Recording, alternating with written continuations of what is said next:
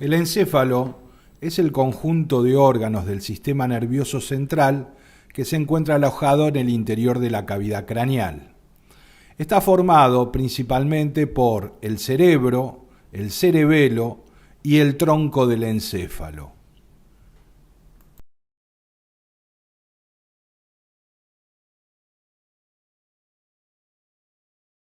En el examen post-mortem, que se realiza a través de la necropsia para establecer causas de la muerte, la exploración del cerebro es una de las maniobras rutinarias. Esta se hace siguiendo una técnica bastante similar en todos los animales y en general se accede levantando o retirando lo que sería el techo de la cavidad craneana.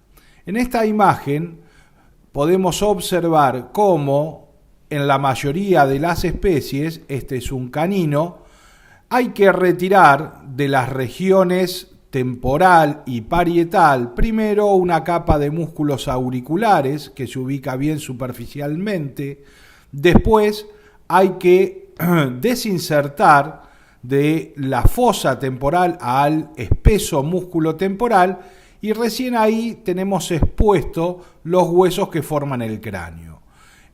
Cuando nosotros hacemos una entrada a la cavidad craneana, sea con sierra o con cualquier otro elemento, lo primero que nos vamos a encontrar son las meninges, especialmente la dura madre, que se ve como esta membrana blanca muy espesa que adhiere fuertemente al periósteo. Por debajo de ella, en este caso ligeramente coloreadas de rosa, aparecen las leptomeninges, es decir, la aracnoides y la pía madre, y cuando retiramos estamos en presencia, en este caso particular, de la porción de los hemisferios cerebrales que hemos caracterizado como neocórtex.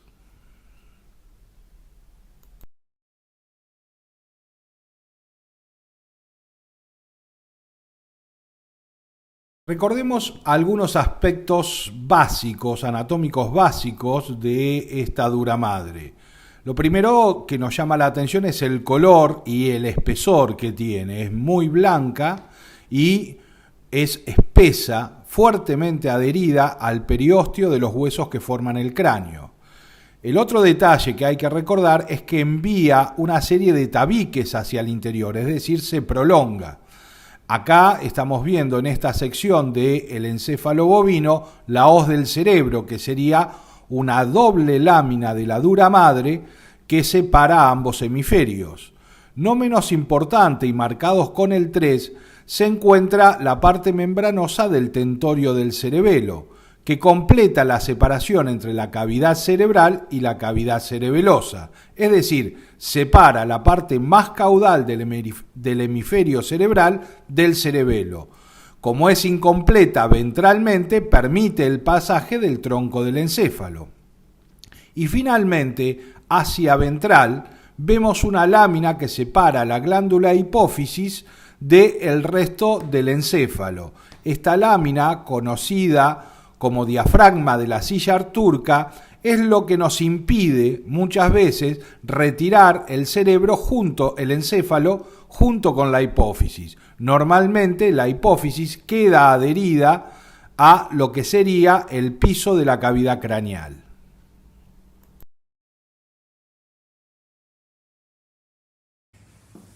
Otro punto importante de la dura madre es que esas láminas que habíamos visto y que acá retiramos, dobles que formaban la hoz del cerebro, dejan un espacio en su interior donde se ubican los principales senos venosos que recogen toda la sangre desde el interior del encéfalo. Aquí vemos el seno que ocupa la hoz del cerebro y que se denomina seno longitudinal, y aquí todavía no se ha retirado la capa de dura madre que forma la parte membranosa del tentorio, pero podemos observar unas pequeñas venas que aparecen en este tentorio y que representan el seno transverso unido al seno longitudinal. Es importante recordar estos datos que tienen que ver con la vascularización del encéfalo. Cuando observamos la superficie dorsal del encéfalo, sea en un equino o en cualquier otra especie como esta, que es un canino, vamos a observar claramente dos órganos bien diferenciados. El cerebro, con los dos hemisferios cerebrales, y el cerebelo, donde podemos diferenciar desde dorsal el vermicerebeloso y los lóbulos o hemisferios derecho e izquierdo del cerebelo. En realidad, el tronco del encéfalo queda completamente cubierto por el cerebelo. Si nos ubicamos en el cerebro, vamos a estar observando la superficie dorsolateral de los hemisferios, caracterizado por surcos y circunvoluciones del neocórtex o neocorteza. Ustedes pueden observar que en los equinos, como en este caso, al igual que en bovinos y en ovinos, van a tener muchas más circunvoluciones y surcos que en los carnívoros domésticos. Evidentemente, este plegamiento que sufre el neocórtex es mucho mayor en estas especies que he mencionado. Separando los hemisferios cerebrales vamos a encontrar una profunda cisura interhemisférica que nos separa ambos. Este sector es donde se introduce ese pliegue de dura madre conocido como hoz del cerebro. En el interior de ese pliegue, que está formado por una doble lámina, vamos a encontrar un importante seno venoso conocido como seno longitudinal. Otra parte visible en la superficie del cerebro son los vasos arteriales y venosos que los recorren y se ubican preferentemente en los surcos. Estos vasos van a estar cubiertos por la pía madre, como se pueden ver acá, donde aparecen como tapados por una pequeña película, que es esta que está acá, ¿sí? Y acá se ha retirado la misma. En este encéfalo que se inyectó, se pueden observar toda la irrigación de la corteza cerebral y cómo estos vasos, tanto arteriales como venosos, recorren los surcos que aquí están ubicados. En la vista ventral del encéfalo vamos a tener que diferenciar desde aquí hacia atrás las estructuras del tronco del encéfalo y desde aquí hacia adelante las estructuras propias del cerebro. Empecemos desde rostral hacia caudal. En este encéfalo se han cortado los bulbos olfatorios y lo que vemos aquí es el corte a nivel del pedúnculo olfatorio. En el cerebro del perro podemos ver que los bulbos olfatorios no se han cortado, se los ha sacado cuidadosamente, algo que es muy difícil. Y aquí tendríamos el pedúnculo olfatorio. Si ustedes pueden ver, estos pedúnculos olfatorios se ensanchan y están claramente divididos en una parte lateral y otra parte medial, y en el medio un tubérculo olfatorio. Estos son los tractos olfatorios que vemos en la vía y que corresponden a la vía olfatoria principal, que se dirige hacia el lóbulo piriforme, y la vía olfatoria medial, que se dirige a estructuras profundas, concretamente las que están asociadas con la parte límbica del cerebro. En el plano medio vamos a ver los nervios ópticos que convergen en un quiasma de los nervios ópticos, y por lo tanto todo este sector corresponde al hipotálamo del animal. Aquí el quiasma óptico, del cual salen dos tractos o cintillas ópticas hacia atrás Y este orificio que estamos viendo acá es el que quedó porque se desprendió la glándula hipófisis que cubre todo este sector. Es, por supuesto, el infundíbulo de la hipófisis, que en su interior posee un divertículo que forma el tercer ventrículo. Inmediatamente por detrás de ese tallo hipofisiario aparece esta formación, que no es otra cosa que el tubérculo mamilar.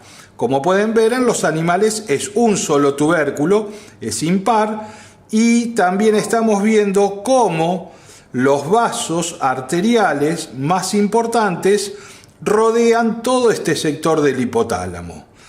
Enmarcando al hipotálamo por detrás, me aparecen los pedúnculos cerebrales, que entre ambos dejan una profunda fosa ocupada por los vasos.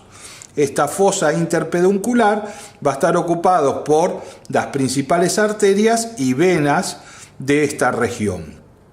De ambos pedúnculos cerebrales veo salir esta pequeña cinta, que no es otra cosa que la emergencia del óculo motor, es decir, el tercer par craneal.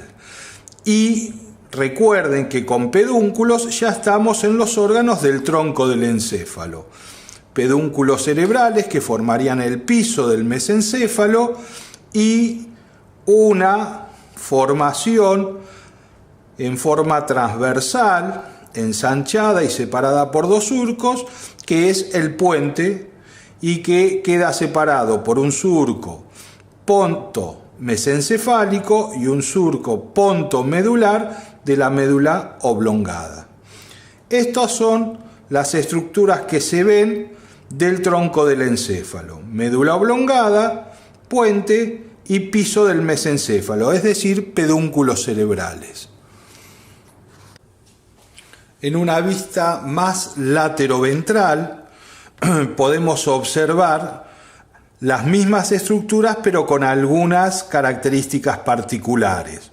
Nos es fácil diferenciar el surco rinal lateral.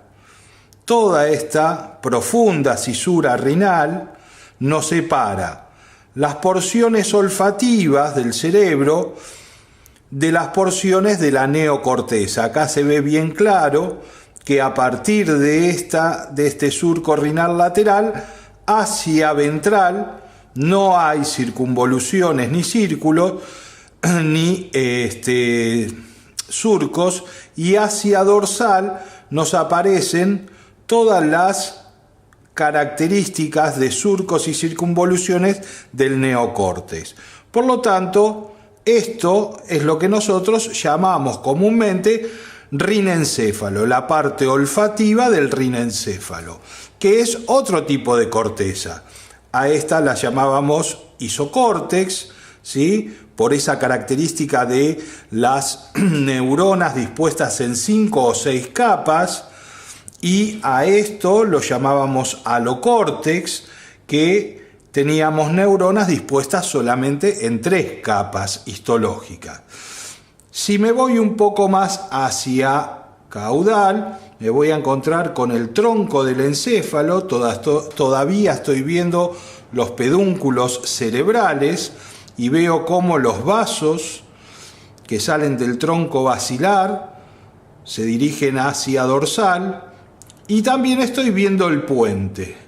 Este gran elemento que aparece acá en relación con el puente no es otra cosa que el nervio trigémino seccionado, el gran nervio trigémino. Acá tengo el cerebelo, acá tengo algunos de los nervios que yo asocio su emergencia a la médula oblongada, es decir, voy a tener el 7, el 8, y un poco más atrás voy a tener las raíces de los otros nervios. Estos son los elementos bien visibles. Como pueden ver, por detrás del puente aparece el surco ponto medular y una prominencia transversal, que es lo que habíamos llamado como cuerpo trapezoide. Esto completaría la imagen que yo tengo del encéfalo, tanto la parte correspondiente a cerebro como la parte correspondiente a tronco del encéfalo y a cerebelo. En el cerebro del perro podemos ver exactamente lo mismo que señalamos en el equino. Los bulbos olfatorios aquí están completos. Aquí se ve los tractos olfatorios, el lateral, dirigiéndose al lóbulo piriforme, y el medial. Veo el quiasma de los nervios ópticos, ahí veo los nervios ópticos, acá el quiasma, los tractos ópticos que salen del quiasma, el infundíbulo con el orificio que habíamos visto, un muy pequeño tubérculo, ¿sí?, mamilar, y enmarcando el tubérculo los pedúnculos cerebrales que aquí aparecen mucho más cortos. Observen que a ambos lados de los pedúnculos cerebrales va a aparecer el lóbulo piriforme del cerebro y entre ambos pedúnculos una fosa interpeduncular donde acá no se alcanzan a ver los vasos porque se retiraron. Por detrás de los pedúnculos y separado por el surco pontomesencefálico me aparece el puente. Ese puente va a tener cortado de un lado y del otro al nervio trigémino, que es bien evidente. Y por detrás aparece el surco pontomedular que me lo separa de la médula oblongada. En este tronco del encéfalo, en esta médula oblongada, son bien visibles las pirámides medulares, que en realidad es el descenso de las fibras córtico-espinales del fascículo piramidal, y cruzando en sentido perfectamente perpendicular me aparece el cuerpo trapezoide. Como pueden ver, estamos observando las mismas estructuras, es decir, que en cualquiera de los encéfalos que ustedes encuentren van a poder diferenciar lo mismo que estamos nombrando. A ambos lados del tronco del encéfalo aparece visible la parte de los lóbulos del cerebelo, es decir, los hemisferios cerebelosos derecho e izquierdo.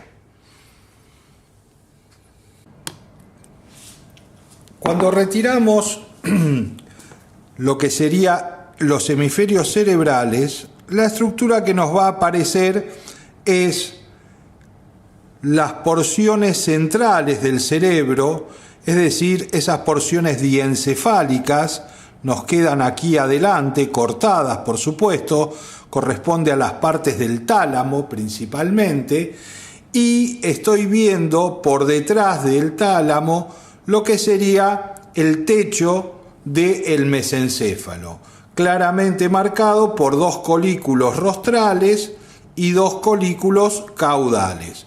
Por detrás de ello aparece el cerebelo con el vermis en su parte central y los hemisferios en su parte más lateral. Si yo retiro el cerebelo, voy a estar observando el techo del cuarto ventrículo. Este techo está formado principalmente por el puente y la médula oblongada. Fíjense que tiene forma de rombo, de ahí que se llama fosa romboidea. Y lo que aparece aquí cortado a ambos lados van a ser los pedúnculos cerebelosos, porque me unen el cerebelo al tronco del encéfalo.